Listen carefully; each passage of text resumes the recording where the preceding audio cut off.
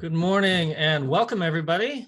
Thank you for joining us for our new web series today. I'm really excited to get this web series kicked off to celebrate 50 years of the Clean Water Act. We actually have one webinar each Tuesday for the first 3 weeks of the month to help celebrate the anniversary. If you're interested in more webinars, you can go to www.michigan.gov/CWA50 for information on these Clean Water Act webinars. And on the celebration activities. And our first webinar today is an overview of the Clean Water Act and its history and significance in Michigan. My name is Ryan Blazek. I'm with Eagles Environmental Support Division. I'm going to be helping to moderate this webinar and web series.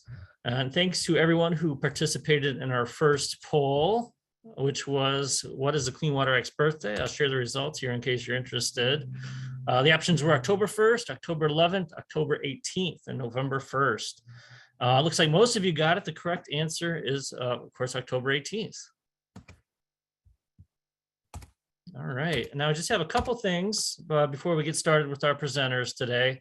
For those of you who haven't joined us for these webinars, all lines are muted during the webinar, so you'll be able to hear us, but we can't hear you.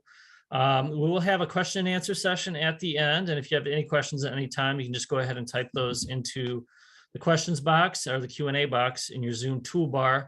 And then we are also recording this webinar. So you receive a link to the recording here in a few days so you can watch it again. All right. And then I have one more poll for you. Test your knowledge on the Clean Water Act. This one is on the Clean Water Act's history. So what law was amended to create the Clean Water Act?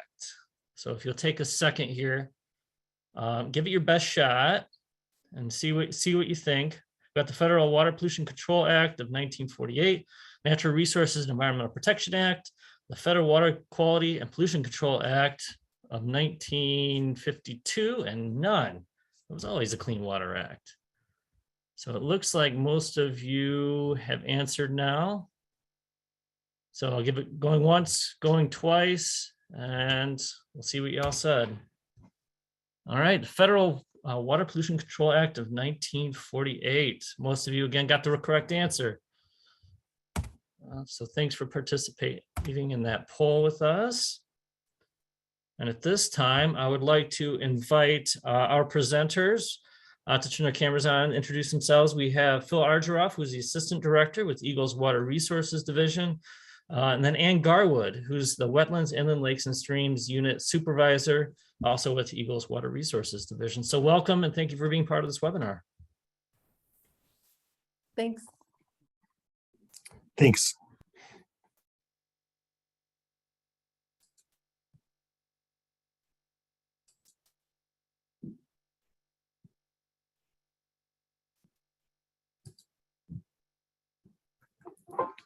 Okay, thanks a lot, Ryan. It's great to be here today and present on the Clean Water Act, its history, its structure, and its impact on Michigan.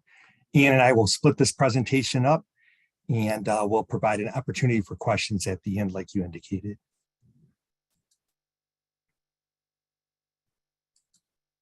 All right, the purpose of this presentation is to talk about the history and structure of the Clean Water Act, how EGLE works to protect designated uses of receiving waters and meet the goals of the Clean Water Act. And I'm going to provide some quick examples, although the second webinar will go through some success stories of the Clean Water Act. Then we'll talk about other titles of the Clean Water Act. It's divided into 6 titles. This is the first of 3 webinars. The remaining 2 are success stories that I mentioned next week, and then some suggestions for improvement of the Clean Water Act. History of the Clean Water Act. So there were a lot of environmental issues and social issues that were addressed in the 1960s. I think people saw a lot of impact on air and water, and they wanted to make a difference. So I think with the Clean Air Act in 1963 and the significant revisions to the Federal Water Pollution Control Act, as one of your poll questions, in 1972, I think these were both really significant. The first Earth Day was on April 22nd, 1970. And this Federal Water Pollution Control Act law in 1948, the significant revisions were under Public Law 92-500 that was enacted on October 18th, 1972. So as part of this effort, EPA went around the country at the start of the Clean Water Act and just before the bill was actually signed by President Nixon. They went through and they documented some of the issues that we saw in water quality around the country. This is the Cuyahoga River, and I'm going to show you some photographs that I think are really significant and shows what water pollution was like in the 60s and the early 70s. This was the Cuyahoga River again in Ohio that started on fire. Our Rouge River in southeast Michigan also started on fire. This is an untreated wastewater discharge to an area adjacent to some receiving waters. Again, some more untreated wastewater. Again, more untreated wastewater, and you can see the significant impact that it had. So the 1972 amendments basically revised the Federal Water Pollution Control Act. It established a structure for regulating pollutant discharges. And this was critical, and this is one of the main items in this Clean Water Act. EPA implemented pollution control programs such as setting wastewater standards for industries by category of industries. And these are called technology-based requirements. These are uniform requirements across the country. And there's also water quality based requirements based on the significance and the particular receiving water that's discharged to. And the most limiting factors are used in permitting programs. Again, it maintained requirements to set water quality standards for all contaminants in surface waters. It required that you have to have a permit to discharge any pollutant from a point source. It also funded construction of public sewage treatment plants under the construction grant program. And it recognized the need for planning of critical non-point source pollution projects as well. So these were significant factors of the 72 amendments, the initiation of the Clean Water Act. The structure of the Clean Water Act, it's divided into 6 titles. The first are the goals of the act and also research and related programs. Title 2 is grants for construction treatment works. Title 3 are standards and enforcement. Title 4, and we'll talk a lot about this, are sections 402 of the Clean Water Act, which is the MPDES program, and 404, Ann's going to talk about, which are the resource permitting programs as well.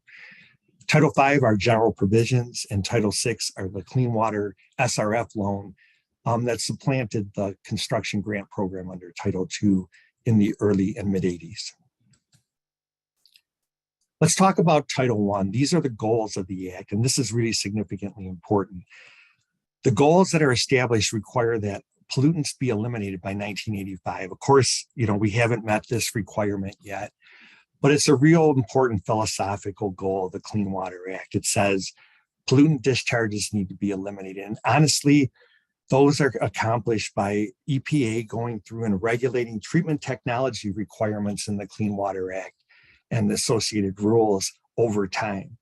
So what they do is they look at particular categories of industries and they constantly upgrade their requirements on a periodic basis to establish different requirements for like steam electric power plants or paper mills as 2 examples.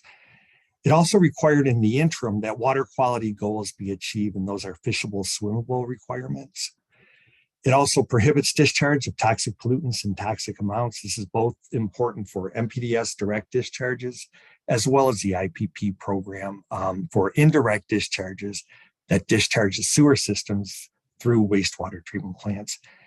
It provided for federal financial assistance to construct publicly owned treatment facilities, first under Title II, which was a grants program, and now under a Clean Water Act or Clean Water SRF program, which is basically a loan program. It required implementation of area-wide waste treatment management planning processes. That's important to look at a region holistically. And it did major research as well to develop these technology standards that we talked about as the first item of a goal to eliminate discharges of pollutants over time. And it implemented non-point source controls as well. So here are receiving waters throughout the state and our designated uses and the things that are important for either waters of the US or waters of the state.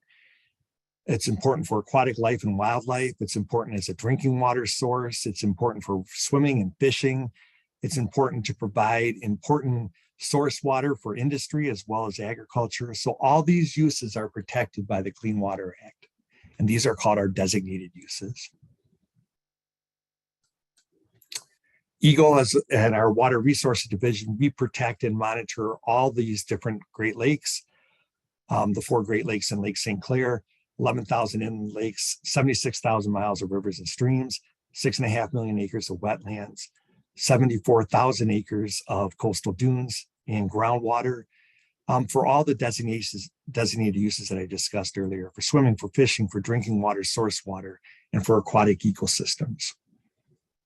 And you can see just by looking at the satellite photo too, that water defines us in the state of Michigan. I think we all find the recreational value and the importance of value of water. So our WRD programs, our Water Resource Division programs for Eagle, look at all of these factors holistically. We look at monitoring, permitting, and compliance.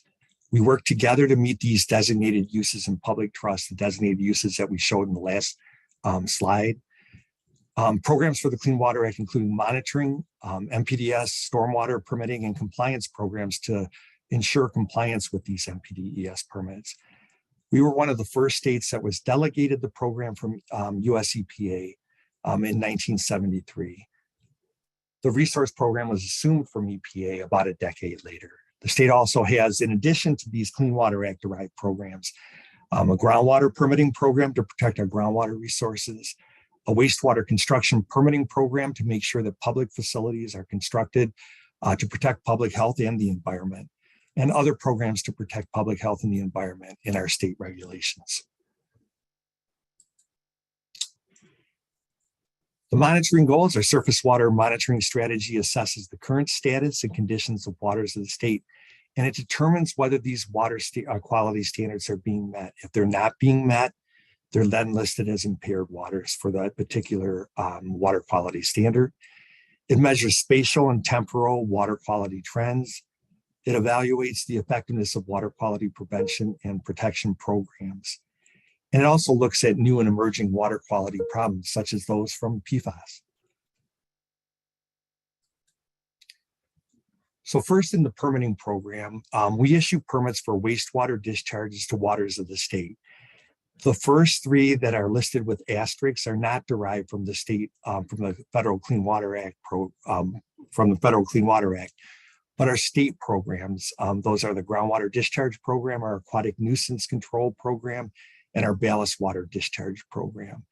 The rest of these are derived from the Clean Water Act, and that looks at municipal discharges, wastewater treatment plants, industrial discharges like our auto manufacturers or our steam electric power industry, pesticide applications, concentrated animal feeding operations, stormwater discharges from 3 sources, our municipal separate storm sewers in urban areas, it's called our MS4 program, industrial activities as well in the stormwater that they discharge to surface waters, and our construction program. When facilities are constructed, they need a stormwater permit.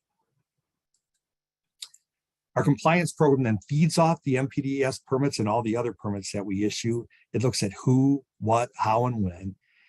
It looks at our compliance monitoring strategy. That's a strategy that we have approved from US EPA that looks at periodic inspections of each of these different types of permits that we issue to ensure long-term compliance with those. Our compliance program, of course, is a progressive program. We try to resolve issues when we see them as simply as possible, but we can move into an enforcement process that could eventually involve the Department of Attorney General for enforcement activities. We can also work with administrative consent orders and others in our Act 31 or Part 31 that implements the Clean Water Act in the state of Michigan. All our jobs work together. If you can see the slide, it talks about evaluating designated uses. I think that's the important thing. We talked about fishable, swimmable being one of the main goals of the Clean Water Act. If those waters are determined to not meet fishable, swimmable standards or violate one of our water quality standards or values, We have to complete what's called a total maximum daily load if it's not supporting those uses, those designated uses. Point source permits are then issued. Our MPDS program or additional permits are issued to make sure that we comply with the TMDLs or further protect to meet water quality standards, drinking water, source water, whatever designated uses are desired. Part 41 is then implemented for public use facilities to ensure that construction of the wastewater facilities like sewers and wastewater treatment plants comply with requirements to protect public health. We then determine compliance and help determine compliance for all the permits that are issued, and whether it's part of the pretreatment program for biosolids, effluent limitations that are contained in permits to protect designated uses. For non-point source, we evaluate watershed management plans and we award grants to also help improve surface water quality. Then we monitor the receiving waters again. So it's a cycle, and it shows that all of us in Water Resource Division, along with our partners, work together to try to make sure that we meet designated uses across the state. MPDS permits, we talked a little bit about that. We were delegated, of course, that program in 1973. All permits are required for discharges of wastewater. They're issued under state and federal law. It's the Clean Water Act, and it's implementing regulations and state law under our Part 31 and its administrative rules that we have established to meet our permitting programs. MPDS permits must meet technology-based requirements. I talked a little bit about this earlier, as well as water quality-based requirements to ensure that that specific receiving water is also protected. The limiting factor, whichever are more stringent. Going to give you just a quick example. I mean, next week we're going to talk about success stories, both on the resource side of the program and the water quality side of the program. But I want to just briefly mention one. That's the Great Lakes Water Authority. That's formerly the Detroit Wastewater Treatment Plant. Great Lakes Water Authority, WRRF, Water Resource Recovery Facility. It's a joint permittee between Great Lakes Water Authority and DWSD. There's a shared service agreement between those. Great Lakes Water Authority, of course, is a regional authority. It's one of the largest treatment plants, if not the largest in the United States. It can treat 930 million gallons a day through secondary treatment and 1.7 billion gallons of water through primary treatment during wet weather events. It's served 77 different communities in Southeast Michigan. A number of those are separate sanitary, means they don't get stormwater flows. Detroit and some of the inner suburbs are combined systems. So they are impact based on rain events that we see. This is just an aerial photograph of the Great Lakes Water Authority plant. It's huge. It's down by Jefferson Avenue and the confluence of the Rouge River and the Detroit River at Sug Island. It's in the ellipse. I always like this picture. It's a view of the secondary clarifiers with downtown in the background. There's 25 secondary clarifiers that provide final treatment of the wastewater. The history, periods of noncompliance in 1977. 1977 is a really important date in the Clean Water Act. It required our wastewater treatment plants to achieve secondary treatment, biological treatment requirements by 1977. The federal consent decree was issued that year because they didn't meet secondary treatment requirements. We joined EPA in that case, and they had a federal consent decree all the way to 2013 when that was terminated. Based on improvements in meeting water quality and effluent requirements. The compliance has improved substantially since 2013, both through DWSD's work, Detroit Water Sewerage Department, and Great Lakes Water Authority since 2013. So they are doing a good job with compliance now since that date. I wanted to show you this because of the phosphorus limitations in the western basin of Lake Erie. I think you can see those on the screen. The far western portion of Lake Erie, right in here, you can see the algal blooms that exist. Detroit wastewater treatment plants to the Detroit River, if you can see my cursor in that location. And it's the largest wastewater treatment plant in the nation, and it discharges upstream of the western basin of Lake Erie. Now, there's a lot of sources of phosphorus pollution to the western basin, from non-point sources to point sources, to agricultural sources, to CAFOs, other discharges as well that really cause a problem in the western basin of Lake Erie. It's a shallow basin and it has significant algal bloom issues. These algal blooms can cause toxicity. And I think we saw in 2014 when Toledo's drinking water was affected by the toxicity from the algal blooms in the western basin of Lake Erie. These are some other pictures of Lake Erie, and you can see it's not a desirable condition for a Great Lake. It's an impaired lake from Michigan's criteria. Most of the discharge is due from secondary treatment plant from this key wastewater treatment plant that discharges upstream of the western basin. Others are from the wet weather outfalls. Some are from treated CSOs, combined sewer overflows. Some remain as also from untreated combined sewer overflows, but the bulk is from secondary treated wastewater. What we were able to do, because we saw this impaired problem in the western basin, we were able to adjust the MPDES permit to make sure that we were reducing the phosphorus loads. And Michigan has an obligation with the other states, Indiana, Ohio, and the province of Ontario, and two federal governments, United States, EPA, as well as Environment Canada, to reduce our phosphorus loads upstream of the western basin by 40%. This reduction that we're going to show you from Great Lakes Water Authority, with efforts from DWSD, efforts from Great Lakes Water Authority, and also the permit limits that were reestablished, they were able to meet over half, maybe 55% of the load reduction that the entire state has to meet to the western basin. Now, the rest is the responsibility of ag sources in the Raisin area and the Maumee area of Michigan. But this important point source discharge shows how we worked from impaired uses to the MPDS permit, and now we judge compliance with that. Another example is in the Middle Huron River. There was a total maximum daily load. There was nutrient impairment in Belleville Lakes and Ford Lakes. The first TMDL was approved back in 2004. It was never implemented in MPDES permits, despite our attempts for Ann Arbor, Chelsea, Dexter, and Lock Alpine, because these permits were contested. The permittees didn't want those phosphorus limitations that were contained in the approved TMDL. We won that contested case. We issued those permits accordingly.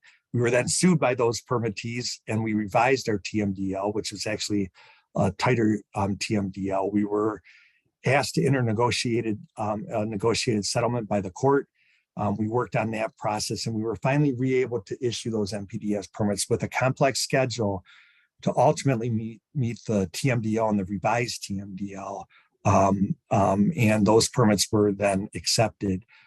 We finally were able to get the right conditions in the MPDS permits. So those permits are updated today with today's requirements, which include asset management and a whole series of other requirements that are really important in MPDES permits based on the Clean Water Act. So I want to run through the federal and state programs, our MPDES program, and our pretreatment program, our biosolids program, our groundwater program, our wastewater construction program, aquatic nuisance control program, water withdrawal program, and then the resource program. You can see in the first column which ones are derived from the Clean Water Act and according with state laws as well, and which ones aren't. So the groundwater program, wastewater construction program, aquatic nuisance control program, and water withdrawal program are all state-derived programs. So the water withdrawal program has a compact as well that helps that regulation. So the next titles are Title II and Title VI of the Clean Water Act. I think we talked a lot about Title I. This is the first specified program under Title II, which was the Federal Construction Grant Program. It was a great program. It provided for 75% grants from the federal government for publicly owned treatment works, 85% for innovative treatment. Then they shifted to 55% grants in the early 1980s for publicly owned treatment works. President Reagan modified that program, I think, for two reasons. One, to make sure that municipalities had some skin in the game, I guess, for making sure that they were helping to provide funding for their wastewater treatment plants, and also to reduce the financial obligations of the federal government. There's a lot of infrastructure issues in Michigan right now. I mean, I think a lot of those came out and were highlighted in the 21st Century Infrastructure Report. But I think passage of Public Act 53 signed by our governor this year brought in dollars from the American Rescue Plan and also the bipartisan infrastructure bill that the president was able to issue across party lines and to provide really important dollars that are available for infrastructure. I mean, it's a huge amount of money that can really help us. It can't solve all our problems, but it's such a significant source of dollars for us. It's $900 million that we can loan in FY23 alone. $400 million of grants under the American Rescue Plan for FY23 and FY24. These are significant dollars that will be laid out per our scoring criteria for disadvantaged communities and overburdened communities, as well as other communities. Section 208 is the area-wide wastewater treatment management plan requirement. This is a real critical function of our department as well. And we're getting back into this game as well to try to make sure that regionalization occurs when possible, to minimize the impact on our surface waters and to make sure that we're operating our facilities the best as possible instead of relying on small facilities, looking at a regionalization when possible. The Clean Water SRF program, that's the loan program, and it offers reduced rate loans that replace the federal construction grant program under Title II. The Clean Water SRF program is under Title VI. Title III is a really important title of the Clean Water Act. It requires compliance with technology-based requirements, effluent limitations, and other BMPs, best management practices that we discussed earlier. It's like secondary treatment for publicly owned treatment works for our municipal wastewater treatment plants. It's best practical treatment, best conventional treatment, best available treatment, economically achievable for all other discharges, industrial, commercial, compliance with water quality based limits if those aren't adequate to meet water quality standards. Then there's important water quality requirements under Section 303, the Water Quality Standards and Implementation Plan, Section 304, Water Quality Criteria, Section 305, Water Quality Inventory. All those are framed up to make sure that we look and we identify impaired waters across the state. And then we can remember the cycle that we then go through with impaired waters and how we permit and determine compliance and then we monitor systems. Compliance inspections are under Section 308. Under the Clean Water Act, we also have those requirements under Part 31. Section 307 is toxic and pretreatment effluent standards. Those are listed under Section 308. Also, our Part 31 state requirements. The enforcement programs under Section 309 of the Clean Water Act, as well as Part 31 under the state law, and Section 319 are non-point source management programs for non-point source pollution. Title IV. We talked a bit about that. It's Section 402, which is the MPDS program. Michigan's one of the delegated states since 1973. There's 46 other states that are delegated the MPDS program. Section 404, which Ann's going to talk about, are permits for dredge and fill materials, wetlands, streams, and coastlines. Michigan has an assumed program there, and it's only one of 3 states that has an assumed program. So I think Michigan, you know, the value of water, the how water defines us, it shows in both these delegated and assumed programs and how critical it is for us to be able to implement those programs in the state. State regulations, 3103, under our Part 31, our statute, it's our powers and duties of EGLE, it's protect and conserve water resources. 3105 allows us to enter properties for inspections and investigations. 3106 allows us to set these pollution control standards that we talked about under the Clean Water Act, allows us to issue permits, determine compliance with these permits. It allows the director to issue director's orders. It also allows us to issue administrative consent orders. Section 3109, you can't discharge directly or indirectly pollutants into the waters of the state. It requires a valid permit or an order to be able to discharge. And Section 3115 allows us to request help from the Department of Attorney General to commence a civil action for a violation. I talked about our progressive programs to this point, and we don't do this unless there's a valid need to go to the DAG to pursue a violation. All right, I'm going to stop sharing, and now Anne's going to. So thanks a lot for your time, and we'll be available for questions afterwards. Many thanks, Phil. Maybe while we're transitioning here, I just had one thing to add, that we're putting some things in the chat. So if you're watching this today, keep an eye on there, and there might be some valuable information. Thank you. All right, thanks, Phil. Let me just get this pulled up. Yeah, that was a really good discussion about the Clean Water Act and many of the different sections. And as Phil mentioned, I'll be talking specifically about Michigan's Section 404 program today. And we'll start out by talking about where the federal authority for these programs comes from. Both of these come into play in conversations about Michigan's 404 program. And I just wanted to mention that the federal regulatory authorities include Section 10 of the Federal Rivers and Harbors Act, which regulates structures or work in, over, or under navigable waters of the United States. And then in Section 404 of the Federal Clean Water Act of 1972, which requires permits for discharge of dredge or fill material into waters of the United States, including wetlands. So in order for a state to assume the 404 program, there are many different eligibility requirements, including that the state must have jurisdiction over all waters, including wetlands, that are under the federal jurisdiction. Dredge and fill activities in lakes, streams, and other waters defined in federal regulations must be regulated by the state in addition to wetlands. State laws must regulate at least the same activities as those regulated under federal law. State regulations can be broader than federal regulations, but cannot exempt activities which require a federal permit. The state laws must ensure compliance with federal regulations, including the 404B1 guidelines, which come from Section 404. State regulations can provide greater resource protection, but cannot be less stringent than federal regulations.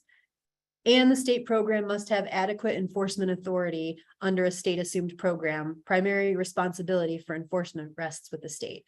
Sorry, that one got a little cut off on the slide. Okay. So a little background on Michigan's resource program. This is what we call this suite of programs that protect these surface water resources primarily. Since the mid-1970s, many of the special resources that exist at the interface between land and water have been protected by Michigan's resource program. This includes both regulatory and non-regulatory programs that we administer. These are intended to protect public trust resources and the surface waters of the state. And Michigan is one of only 3 states that has assumed Section 404 of the Clean Water Act. We are Michigan, New Jersey, and recently Florida. So when we talk about Michigan's water resources programs, we're specifically talking about primarily these on the screen right now, which include many other statutes other than the ones I'll be talking about today. Floodplain management, inland lakes and streams protection, wetlands protection, dam safety, shorelands protection and management, Great Lakes submerged lands, sand dune protection and management, just to name some of the most common programs that we refer to in the resources programs. But Michigan's administration of the Section 404 program is specifically tied to our Part 301 and Part 303 wetlands protection.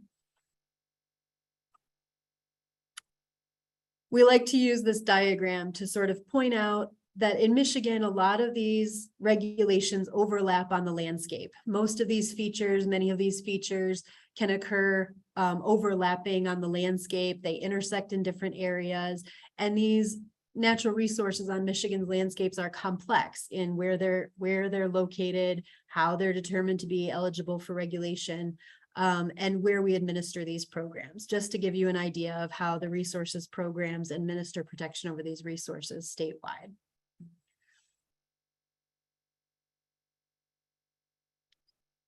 Michigan's Section 404 program has served as a national model of natural resources protection and streamlining of state, federal, and local regulations for over 35 years. Michigan's Wetland Protection Act was written specifically to support state assumption of the federal Section 404 program. We'll go through the history just a little bit. In 1972, Michigan's Inland Lakes and Streams Act was first passed, which regulates activities on inland lakes and streams.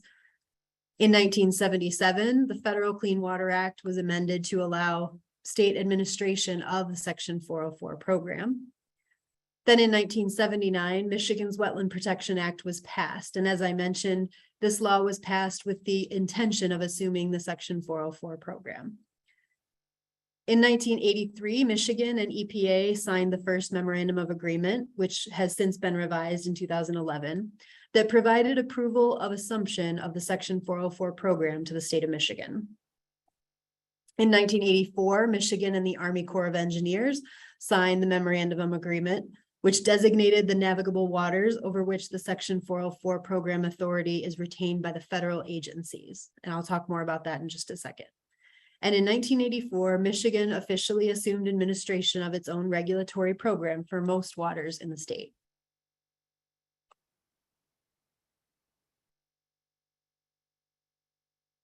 So as I mentioned, in Michigan, the Section 10 waters, and these fall primarily along the coasts of the Great Lakes and some of the major rivers, is where the Army Corps of Engineers retains jurisdiction over these traditionally navigable waters, including the Great Lakes, connecting channels, other waters connected to the Great Lakes where navigational conditions are maintained, and wetlands that are directly adjacent to these waters.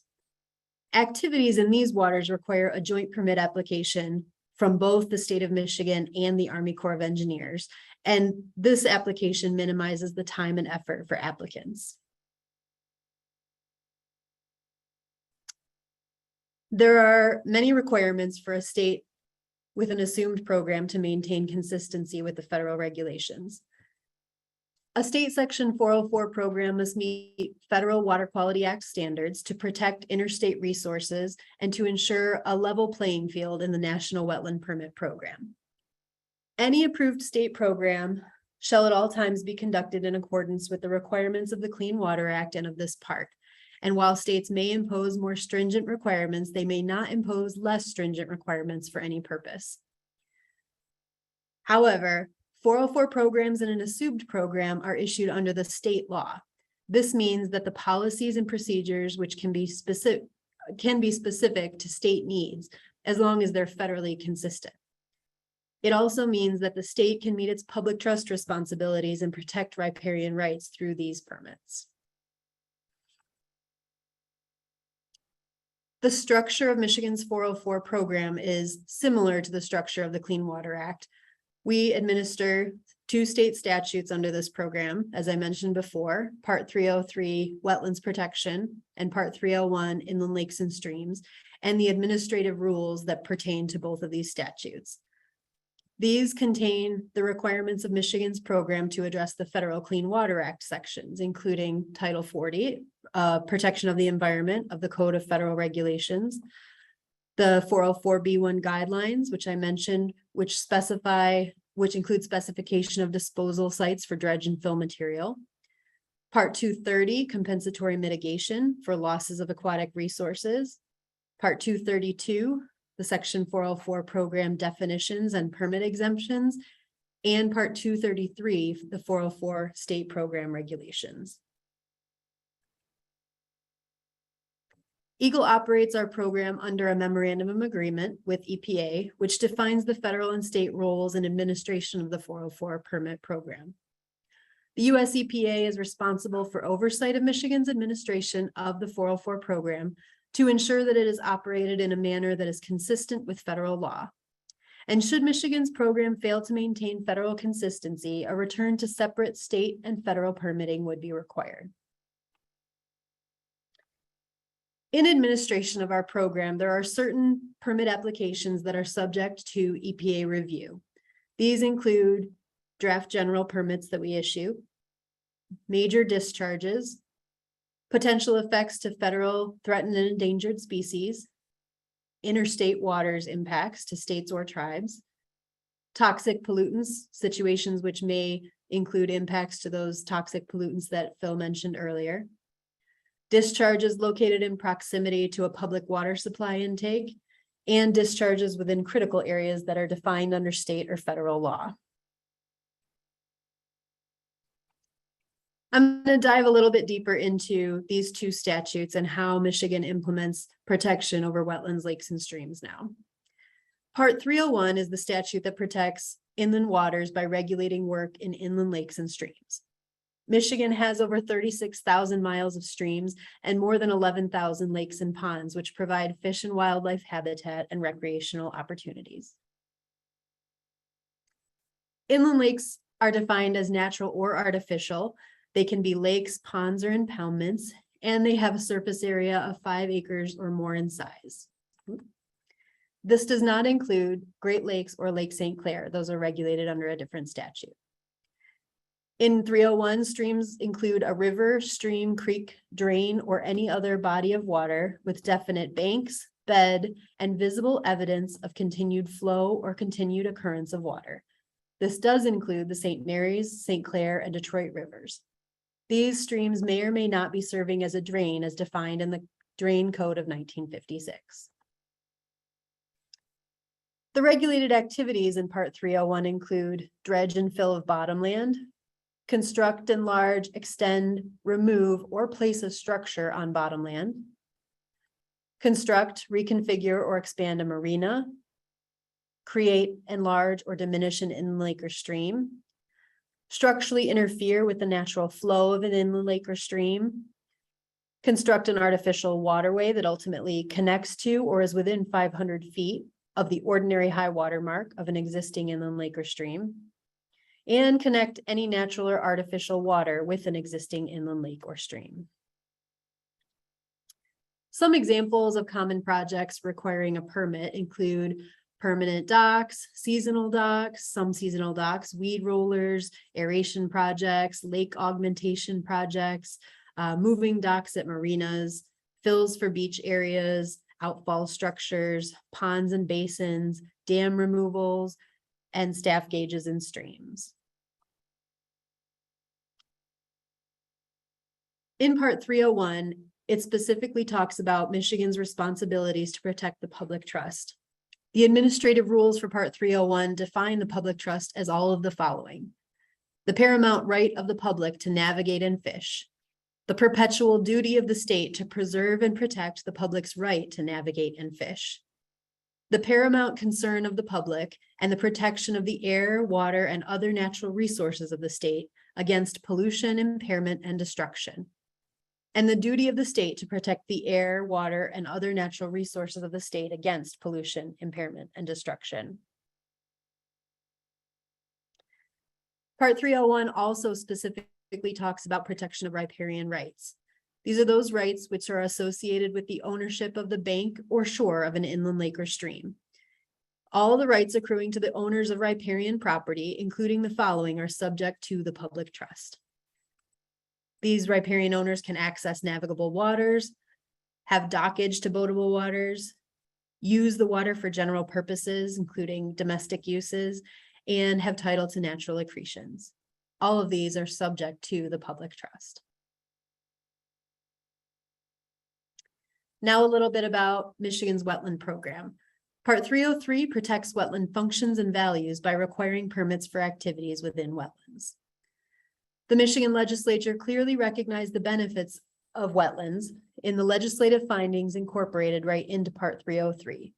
It states that a loss of a wetland may deprive the people of the state of some or all of the following benefits to be derived from a wetland: flood and storm control, wildlife habitat, protection of subsurface water resources and recharging groundwater supplies, pollution treatment, erosion control, nursery grounds, and sanctuaries for fish. Part 303 defines a wetland. It includes wetland means land or water characterized by the presence of water at a frequency and duration sufficient to support, and that under normal circumstances does support wetland vegetation or aquatic life, and is commonly referred to as a bog, swamp, or marsh. These wetlands are regulated if they are a water of the United States, connected to or located within 1,000 feet of one of the Great Lakes or Lake St. Clair, if they're connected to or located within 500 feet of an inland lake, pond, river, or stream, if they are 5 acres in size or more, if there's a documented presence of an endangered or threatened species, or if it is a rare and imperiled wetland. The regulated activities in this statute include deposit or permit the placing of fill material in a wetland, dredge, remove, or permit the removal of soil or minerals from a wetland, construct, operate, or maintain a use or development in a wetland, or drain surface water from a wetland. Under Part 303, Eagle has responsibilities to consider the public interest in reviewing permit applications. We have to weigh the effect on wetland resources and the loss of the public benefits provided by the wetland with the potential benefits of the project, the need for the project, and the economic values. Some of the considerations we have to include are things like historic and cultural values, cumulative impacts in the region and in the watershed, and economic values. Primarily, when considering whether or not to issue permits under the Part 303 statute, we're looking for applicants to find feasible and prudent alternatives to achieve their project goals. First, to try and avoid impacts to wetlands, then to minimize the impacts to the extent possible to any wetlands. And only after that minimization has occurred in the project planning, then do we consider mitigation of wetland impacts. We also have responsibilities to determine whether or not there's an unacceptable disruption of aquatic resources. The basis for this statute has a lot to do with those functions and values I mentioned at the beginning. And the loss of wetland functions and values may have far-reaching impacts. Historic cumulative losses of wetlands within a watershed contribute to the loss of flood storage, water quality and pollution treatment, stream flow maintenance, sediment retention, and shoreline stabilization. These images on the screen are just snapshots from some of the wetland loss mapping that has occurred in the state of Michigan, and they're a little sneak peek at some of what will be talked about in next week's webinar. Environmental justice communities also can be disproportionately impacted by environmental hazards, including higher pollution burden and vulnerability, and this can exacerbate the cumulative impacts of wetland loss within these communities. And when thinking about climate change, the effects of climate change in Michigan are more likely to result in more severe storm events, flashier streams, and exacerbated flooding problems after storm events. Watersheds that have lost significant wetlands are not well suited to adapt to these changes, and protection and restoration of wetlands within these watersheds are recommended as some primary climate change adaptation priorities.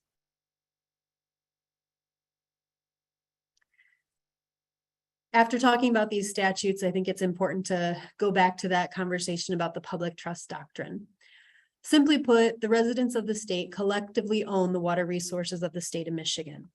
The state government is the trustee of those resources, and we are entrusted to protect the water resources for the current and future use and benefit of the residents of the state. Basically, certain natural resources are considered of such importance to the public that they're incapable of purely private ownership and control. The public trust covers the Great Lakes, inland lakes and streams, wetlands, and many other resources of the state. These resources are held in trust for the public of the state so that they may enjoy navigation, commerce, and fishing, freed from the obstruction or interference of private parties. The state has a duty to uphold the public trust, and the concept of the public trust is written into the Michigan Constitution and multiple of the resource program statutes referencing the public trust.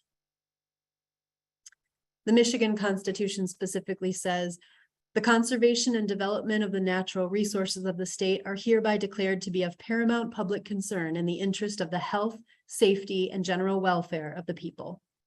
The legislature shall provide for the protection of the air, water, and other natural resources of the state from pollution, impairment, and destruction."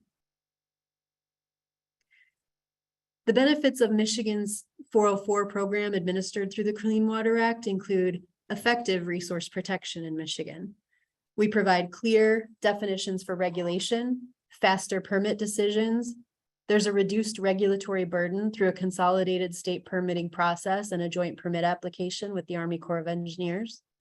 We provide simultaneous review of coastal zone management and 401 certification, screening and review of state and federal threatened and endangered species, and screening and review for historic and archaeological sites.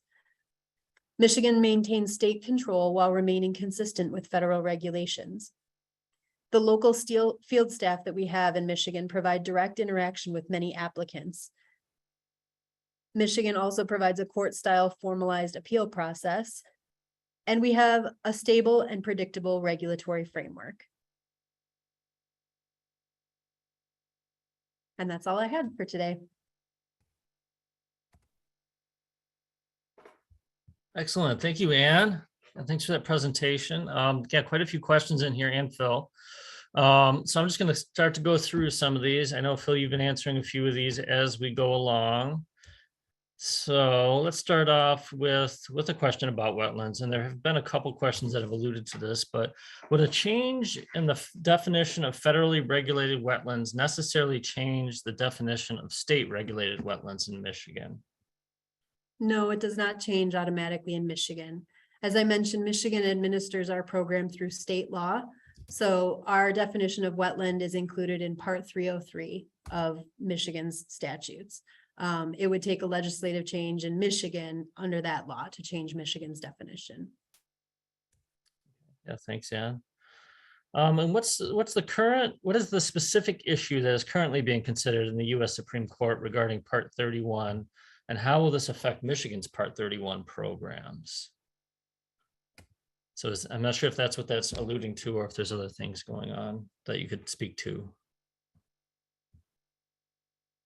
I think that might be Phil. Yeah, so Very broad. I did hear something on NPR this morning or yesterday morning about a case going to the Supreme Court. Is it jurisdictional waters? Maybe, I don't know which one in particular, but maybe related to waters of the state of the US. I'm not sure. I guess I need more details. All right, yeah, if there's more detail in there, feel free to enter that into the Q&A box and we'll do our best here.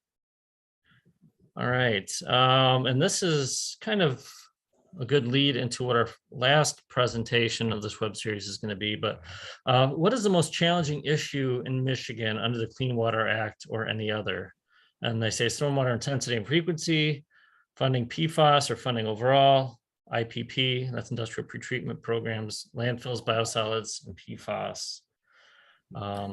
So I guess maybe the first part, what do you feel is the most challenging issue in Michigan related to the Clean Water Act?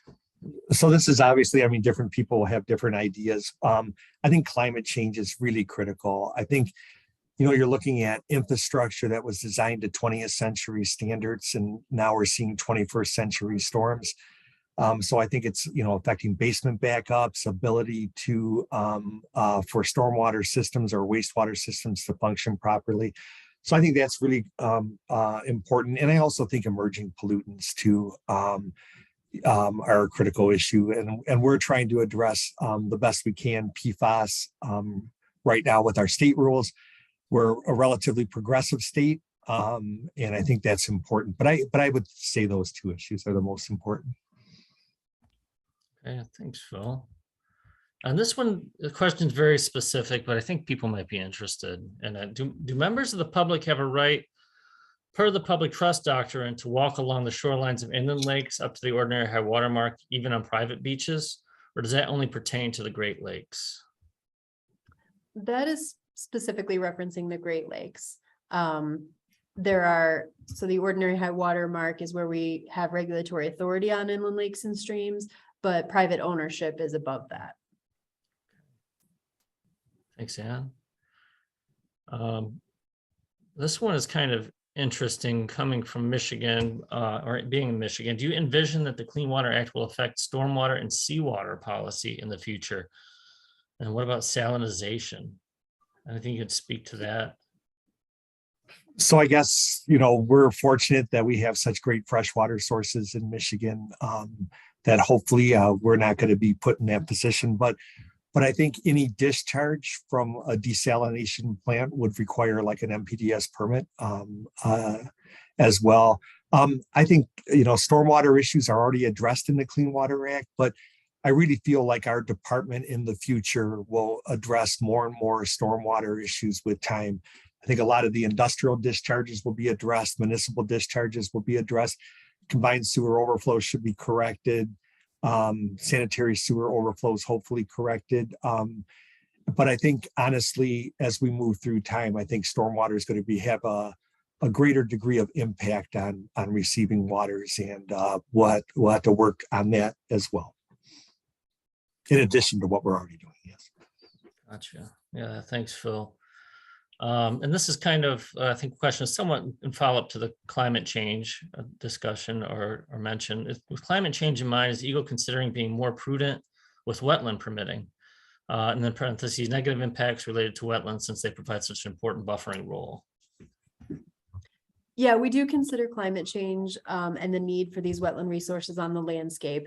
The legislative findings in Part 303 speak to a lot of the benefits provided by wetlands, as I mentioned, and many of those are directly related to the functions on the landscape that will be needed to adapt to some of the climate change impacts that are considered in Michigan's predictions. So, of course, when we are permitting, those opportunities to minimize impacts to wetland resources on the landscape or to restore wetlands on the landscape are prioritized. And it also comes into play when we're considering the cumulative loss of impacts in certain watersheds in certain regions of the state.